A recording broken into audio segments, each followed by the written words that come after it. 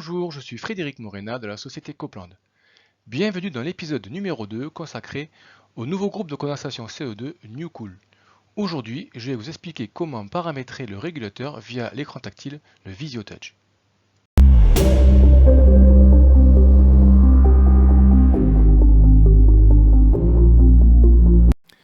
Pour la première partie de cette vidéo, on va commencer par le réglage de l'horloge temps réel. Donc quand on est sur l'écran principal, on appuie sur la clé de service.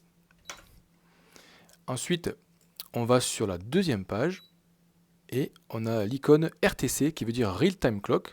Donc on appuie là-dessus. Ensuite, on a le choix de régler la date, l'heure et le jour. Donc par exemple, on appuie sur 7. On vient modifier la valeur et on revalide avec 7. Pour passer à la valeur suivante, on appuie sur la flèche, on valide, on modifie et on revalide. Voilà. Une fois qu'on a réglé toutes les valeurs, eh bien on peut ressortir en appuyant sur la porte. Maintenant, je vais vous parler d'une fonction très importante qui est le mode évacuation. Donc le mode évacuation est nécessaire pour faire ouvrir les vannes HPV et BPV avant le tirage au vide.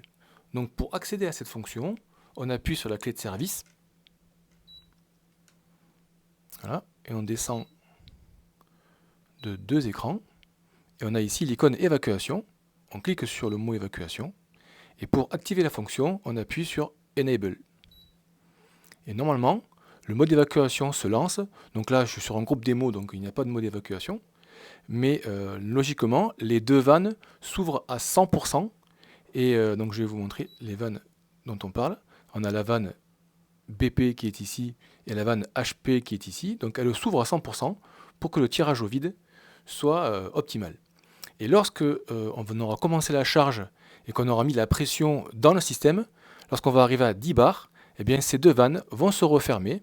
Et à partir de là, on pourra recommencer la charge en phase liquide et finir sa charge. Une fois que la charge de gaz est terminée, on peut régler les paramètres de fonctionnement du groupe. Donc pour ce faire, on appuie sur les 3 traits en haut à gauche de l'écran. Et ensuite, on appuie sur l'icône Parameters. Voilà. Et pour terminer, on vient appuyer sur Level 2. Donc là, avant d'appuyer, je vous montre que le cadenas est ouvert, c'est-à-dire qu'il n'y a pas de mot de passe. Donc on appuie sur Level 2 et on accède au menu Paramètres. Alors pour modifier les paramètres de consigne HP et BP, on appuie sur Set Point. Et là, on a le paramètre SETC1 qui correspond au point de consigne BP. Donc maintenant, on appuie sur Set. Et on vient modifier la valeur qu'on veut. Donc on va mettre moins 10 par exemple. Voilà, après on valide avec 7. Et pour modifier le point de consigne du ventilateur de la HP, c'est le paramètre qui est en dessous. Donc c'est le paramètre SETF1. Donc on peut appuyer à nouveau sur 7, modifier la valeur, et pour valider, on appuie sur 7. Voilà, et là maintenant pour revenir à la page d'avant, on appuie sur la flèche de côté, et on revient à la page principale. Alors pour le paramètre du pump down, il faut aller sur la 5e page, donc on appuie sur la flèche du bas.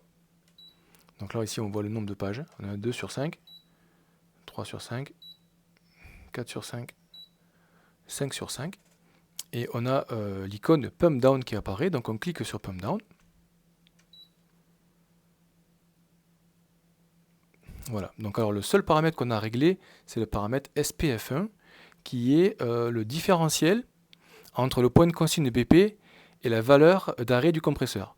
Donc là, on a de régler la valeur de 10, donc c'est le différentiel de 10. Si par exemple on a une consigne BP à moins 10, eh bien, ça nous donnera un point de coupure à moins 20. On fait moins 10, et ça nous fait un arrêt du compresseur à moins 20 degrés. Voilà. Donc si on veut modifier la valeur, on fait toujours pareil. On appuie sur la touche 7, on modifie, et on valide avec 7. Et donc là, pour ressortir du menu et revenir à la page principale, on appuie sur la porte, et on revient au menu principal.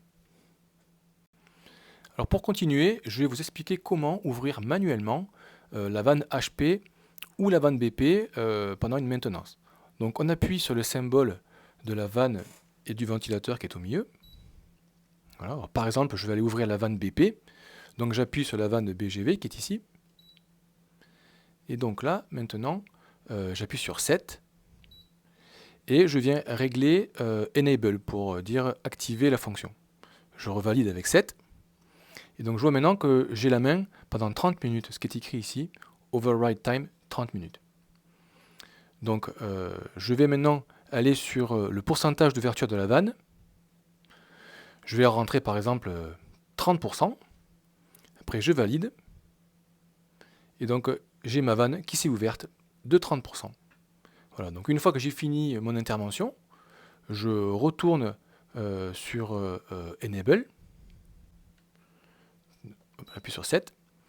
Et je remets Disable pour désactiver la fonction. Et quand j'appuie sur Set, on va voir la vanne BP qui va se refermer à 0 comme elle était initialement, parce que le régulateur a décidé qu'il n'avait pas besoin d'ouvrir la vanne. Voilà. On peut faire la même chose sur la vanne HP. Hein. On peut très bien ouvrir le pourcentage de la vanne et le refermer. Donc pour ressortir de ce menu, c'est toujours pareil, on appuie sur la porte et on revient au menu principal. Alors pour terminer cet épisode, je vais vous montrer comment télécharger les historiques de fonctionnement et d'alarme stockés dans la mémoire du régulateur. Alors pour ce faire, il faut se procurer une clé USB vierge, donc moi j'ai une clé USB d'XL, et il faut qu'elle soit formatée FAT32. Donc alors pour pouvoir faire l'enregistrement, on vient sur le régulateur, qui se trouve ici, et on vient insérer la clé USB sur le côté du régulateur. Et maintenant, on va retourner sur l'écran pour aller télécharger les valeurs. Donc une fois qu'on a inséré la clé, on vient appuyer sur les 3 traits en haut à gauche de l'écran. Et ensuite, on va sur l'icône Log File avec la clé USB. Et donc là, on voit que le régulateur est en train de chercher la clé USB, il est en train de la détecter. Et lorsqu'il l'aura détectée, il va nous ouvrir encore une nouvelle page. Voilà, donc la clé USB a été détectée. Et donc là, on a 3 possibilités. On a le premier menu qui est Alarme Log, qui sont toutes les alarmes survenues depuis le jour de la mise en route, avec la date et l'heure et la minute à laquelle l'alarme est survenue. Ensuite, on a le Paramlog qui est l'enregistrement des valeurs mesurées par le régulateur, toutes les pressions, températures, vitesse de compresseur, pourcentage d'ouverture de vanne, etc. Et le dernier menu, c'est un mélange entre les alarmes et les états de pression au moment de l'alarme. Voilà, donc par exemple, si on veut enregistrer les alarmes, on vient cliquer sur Alarme Log. Et donc là, ça vous dit que le régulateur vient envoyer sur la clé les paramètres d'alarme. Donc après, hop, on appuie sur la flèche, on revient au menu précédent, et on peut faire la même chose pour les 3. Donc maintenant, hop, on envoie à nouveau les paramètres, et on vient chercher le dernier, Paramlog, et donc là, ça y est, ça vous dit que ça a été envoyé. Et voilà, donc maintenant il suffit d'aller ouvrir les fichiers texte qui ont été produits par le régulateur. Et donc ces fichiers texte, on peut les ouvrir soit avec un Excel, soit avec un Notepad. Et puis donc après, on peut récupérer toutes les valeurs mesurées par le régulateur. Cette vidéo est terminée, j'espère qu'elle vous a plu et qu'elle vous sera utile. Je vous invite à me retrouver dans ma prochaine vidéo où je vous parlerai de la boucle de régulation de l'injection de vapeur DVI. A bientôt, bye bye.